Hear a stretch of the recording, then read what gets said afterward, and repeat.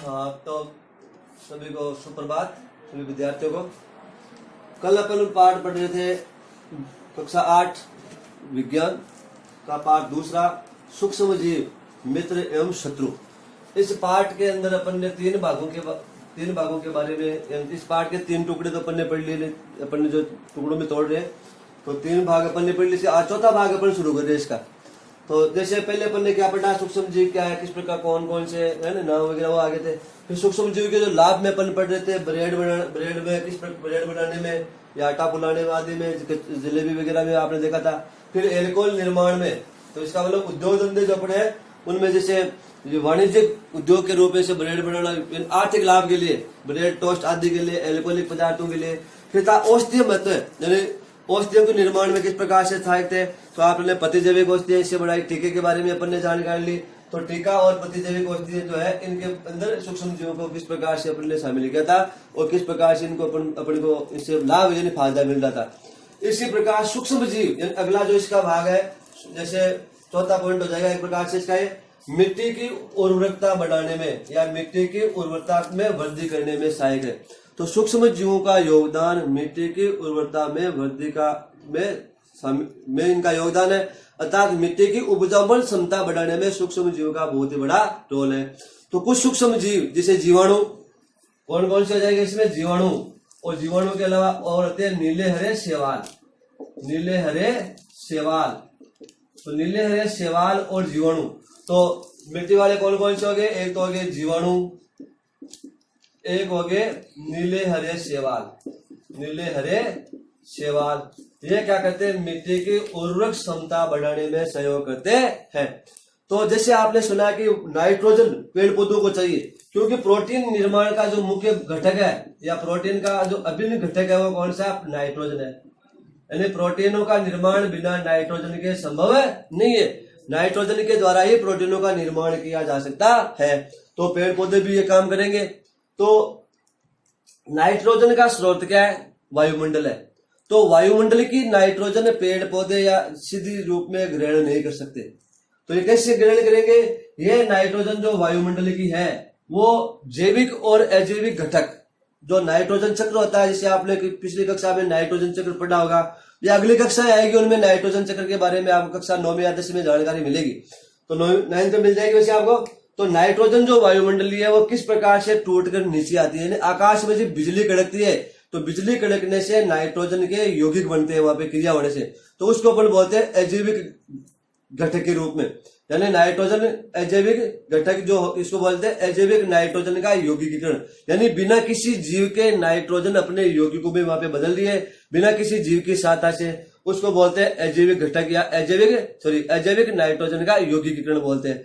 तो वो अजैविक हो गया, उसमें जैसे नाइट्रोजन हुआ वो NH2 है, NH4 है, NH3 है ना, इसी प्रकार आदि दूसरे यौगिकों के रूप में क्या होती है, भूमि पर आ जाती है। तो नाइट्रोजन अपने यौगिकों के रूप में भूमि पर आ रही है, परंतु वो यौगिक पूर्ण रूप से पेड़ पौधों के लेने योग्य नहीं होते। तो जैविक घटक इसमें योगदान करेंगे।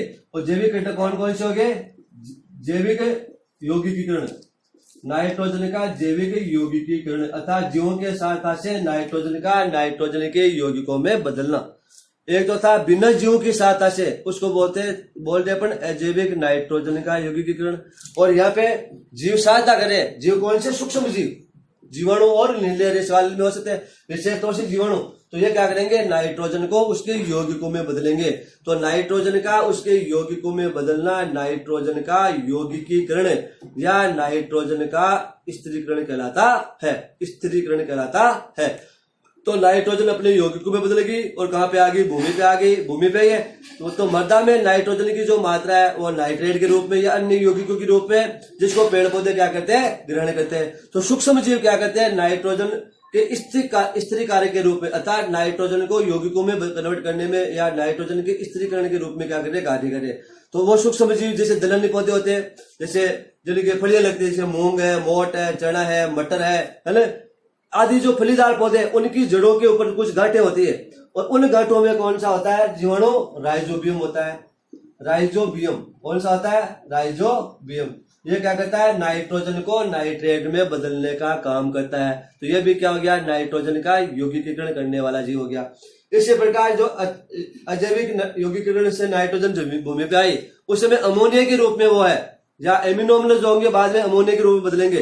जैसे कोई जीव मर जाता है तो उसमें एमिनो अम्ल वो किस में बदल जाएंगे, पहले अमोनिया में। तो वहां पे होता है बेसिलस रेमोसिस नाम का जीवाणु, जिसको बोलते हैं अपन अमोनियाकारी जीवाणु। इसी प्रकार नाइट्रिकारी जीवाणु नाइट्रोसोमोनास,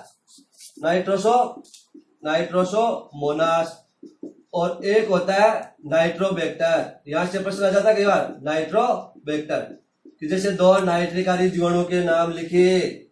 नाइट्रिकारी जीवाणु कौन कौन से हो गए, नाइट्रोबैक्टर और नाइट्रोसोमोनास। तो ये क्या करता है, ये अमोनिया को बदलता है नाइट्राइड में, NH4 को NH3 को किस बदलेगा, नाइट्राइड में, NO2 में, और ये बदलेगा NO3 में। तो यहाँ पे क्या होता है, ऑक्सीकरण होता है, अर्थात ऑक्सीजन जुड़ जाती है।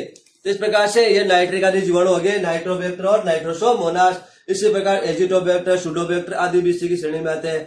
तो नाइट्रोजन के को नाइट्रेट के रूप में पेड़ पौधे ग्रहण करते हैं, अर्थात भूमि के अंदर नाइट्रेट की मात्रा होगी, भूमि कैसी होगी, उपजाऊ हो गई। तो ये काम किसके द्वारा किया गया, सूक्ष्म जीवों के माध्यम से किया गया।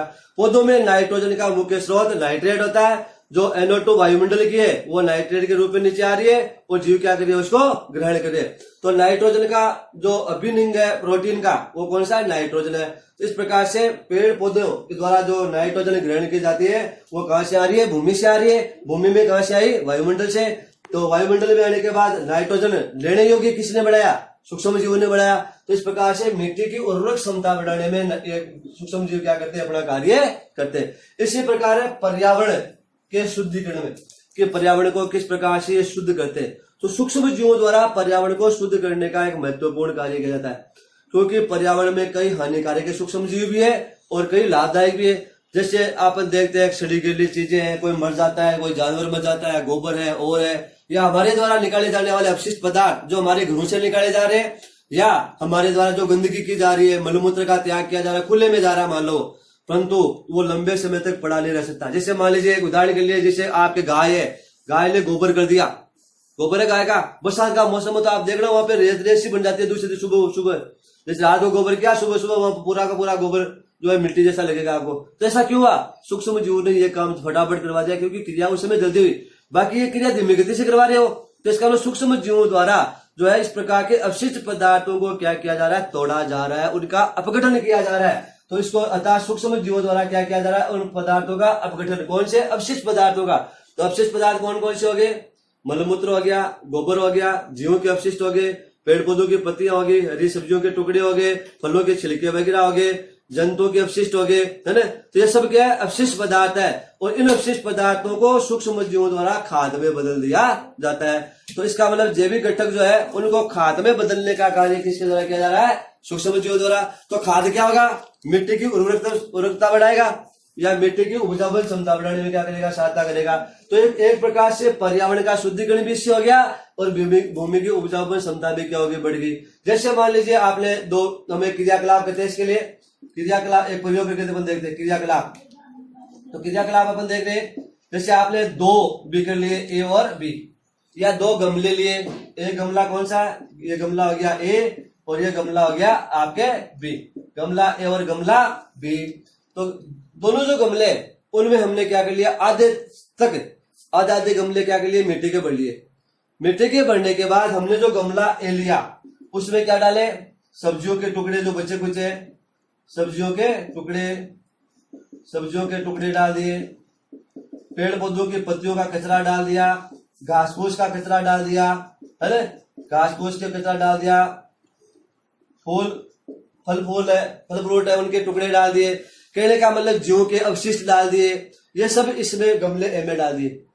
गमला जो बी है उसमें अपन ने डाल दी पॉलीथीन की थैली, पॉलीथीन डाल दी, है ना, कांच के टुकड़े डाल दिए, प्लास्टिक के टुकड़े डाल दिए, रबड़ डाल दिया, ये इसमें डाल दिए।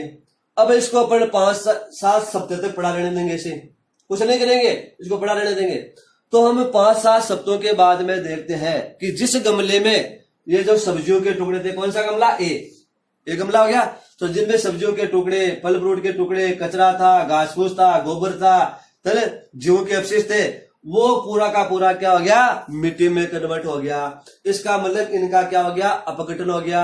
तो सूक्ष्म जीवों द्वारा इन पदार्थों का अपघटन हो गया और इस क्रिया को क्या बोलेंगे अपन यहाँ पे, जैव निम्नीकरण बोलेंगे। अर्थात जिन पदार्थों को सूक्ष्म जीवों द्वारा अपघटित कर दिया जाता है ना, वो क्या कहलाता है, जैव निम्नीकरणीय अवशिष्ट कहलाते हैं। दोनों अवशिष्ट है, अवशिष्ट का मतलब बेकार, हमारे लिए कोई काम के नहीं है। सभी प्रकार के जैव अवशिष्ट है, तो इन अवशिष्टों का जीवों द्वारा क्या कर दिया गया, वो तोड़ दिया गया। तो इस क्रिया को अपन बोलेंगे जैव निम्नीकरणीय क्रिया। तो ये क्या कहलाएगा, जैव निम्नीकरण। तो जैव निम्नीकरण किसे कहते हैं, वे अवशिष्ट जिनको सूक्ष्म जीवों द्वारा अपघटित किया जाता है उनको बोलते हैं जैव निम्नीकरणीय अवशिष्ट। तो जैव निम्नीकरणीय क्रिया क्या होगी, वह क्रिया जिसमें सूक्ष्म जीवों द्वारा अपशिष्ट पदार्थों को तोड़ा जाता है उसको बोलेंगे जैव निम्नीकरणीय। और जिसमें नहीं तोड़ा जा सकता, अर्थात सूक्ष्म जीवों द्वारा जिनका अपघटन नहीं होता, जैसे ये गमला भी, पॉलिथीन की थैलियां वैसी की वैसी पड़ी है, कांच के टुकड़े वैसे के वैसे पड़े हैं, प्लास्टिक वैसे के वैसे पड़ा है, इसका मतलब सूक्ष्म जीवों द्वारा इनको नहीं तोड़ा गया, इनका अपघटन नहीं हुआ, तो ये इसको बोलेंगे अजैव निम्नीकरणीय, अजैव निम्नीकरण। तो ये कचरा कैसा है, अजैव निम्नीकरणीय कचरा है। और क्रिया को क्या बोलेंगे, अजैव निम्नीकरण। तो अजैव निम्नीकरण अवशिष्ट क्या हो गए, वे अवशिष्ट जिनको सूक्ष्म जीवों द्वारा नहीं तोड़ा जा सकता उन अवशिष्टों को अजैव निम्नीकरणीय अवशिष्ट कहते हैं। ठीक है ना। तो एक तो क्रिया होगी जैव निम्नीकरण, अतः सूक्ष्म जीवों द्वारा तोड़ा जा सकता है, और एक हो गया अजैव निम्नीकरण जिसमें अपशिष्ट पदार्थों को सूक्ष्म जीवों द्वारा तोड़ा नहीं जा सकता। तो कचरा कितने प्रकार का हो गया, दो, एक जैव निम्नीकरणीय कचरा और एक हो गया अजैव निम्नीकरणीय कचरा। तो जैव निम्नीकरणीय कौन सा हो गया, सब्जी वगैरह घास फूस वाला हो गया, और अजैव हो गया पॉलिथीन कांच वगैरह, ये किसी हो गया अजैव निम्नीकरणीय कचरा हो गया। धातु के टुकड़े भी अपन ले सकते हैं यहाँ पे। तो उपरोक्त सभी क्रियाकलापों से अपने देखा कि जो हमने देखा कि सूक्ष्म जीवों द्वारा जो है वो हमारे ये लाभ का काम करते एक प्रकार से।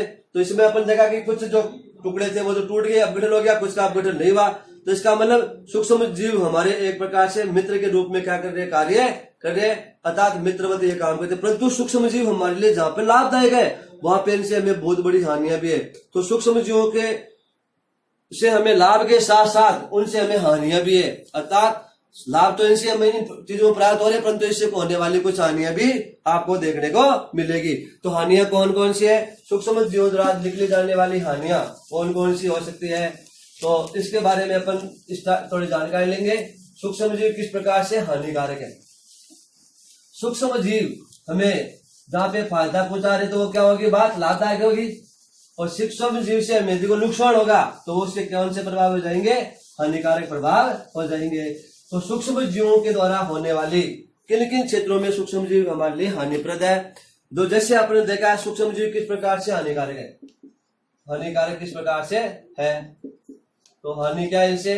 तो पहला सबसे बात अपने करते हैं, सूक्ष्म जीवों द्वारा अनेक प्रकार के रोग फैलते, जैसे अनेक प्रकार के रोग, कोई विषाणु से होता है, कोई जीवाणु से होता है, कोई प्रोटोजोआ से होता है, कोई कवक से होता है, कोई शिवा से होता है। इसका मतलब अनेक प्रकार के सूक्ष्म जीव हमें रोगाणु के हमारे लिए रोगाणु के रूप में काम करे, अर्थात हमें रोग प्रदान कर देते हैं। तो इसका मतलब इनसे हमें हमारे शरीर में रोग होते हैं। तो मनुष्य के शरीर में से टीबी, क्षय, कुकरकाशी है, डिप्थीरिया, टिटनेस, हैजा, मलेरिया, हेपेटाइटिस है, फ्लू, अनेक प्रकार के, तो किसके माध्यम से हो रहे, सूक्ष्म जीवों द्वारा ही हो रहे।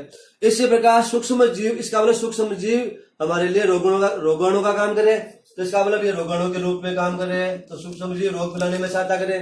इसी प्रकार सूक्ष्म जीवों द्वारा कई प्रकार के जो खाद्य पदार्थ है उनको खराब कर दिया जाता है। जैसे अपने घरों में कुछ पदार्थ पड़े होते हैं सूखे पदार्थों के रूप में, तो अपन उनको संभालते नहीं है, तो कई दिनों के बाद अपन देखते हैं कि वो पड़े पड़े खराब हो जाते हैं, है ना। इसका मतलब वो खाने योग्य नहीं रहे, तो इसका मतलब खाद्य पदार्थों को उन्होंने खराब कर दिया।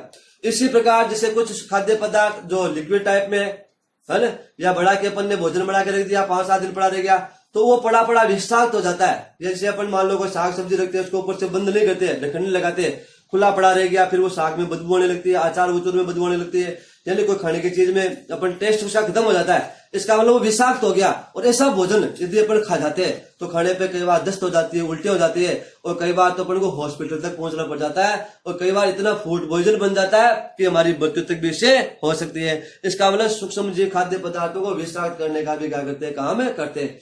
इसी प्रकार सूक्ष्म जीव कई प्रकार की बहुमूल्य पड़ी वस्तुएं जो घरों में पड़ी है, वो उसको कई बार काट देते, बड़े बड़े बड़े बड़े धीरे धीरे क्या करेंगे, उसको नष्ट करते जाएंगे, अपन को पता नहीं चलता। और जब वो चीज खराब हो जाती है तो हमें पता चलता है। इसका मतलब उस चीज की क्या होगी, गुणवत्ता को कमजोर कर दिया।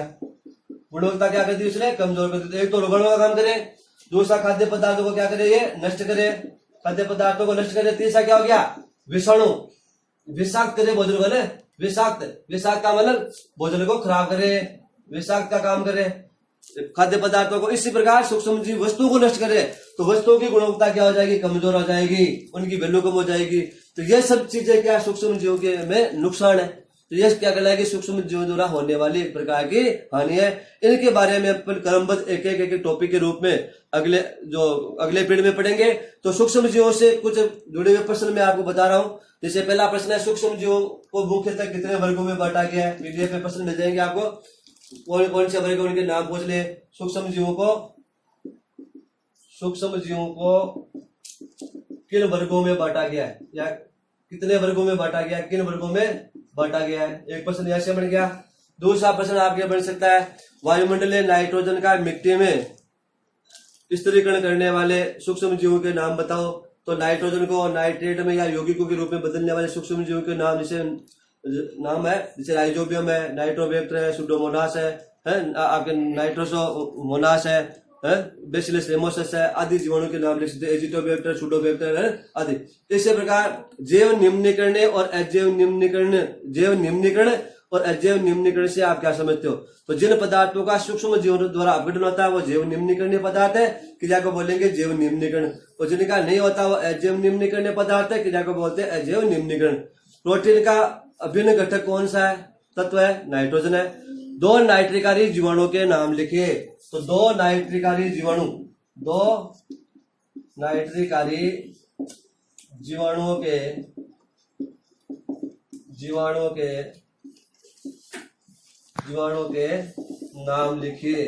नाम लिखिए। कौन कौन से हो गए, नाइट्रोसोमोनास और नाइट्रोबैक्टर। ठीक है, ये प्रश्न आपको एसडब्ल्यू में कर ले, बाकी का अपन लेंगे कल। ओके।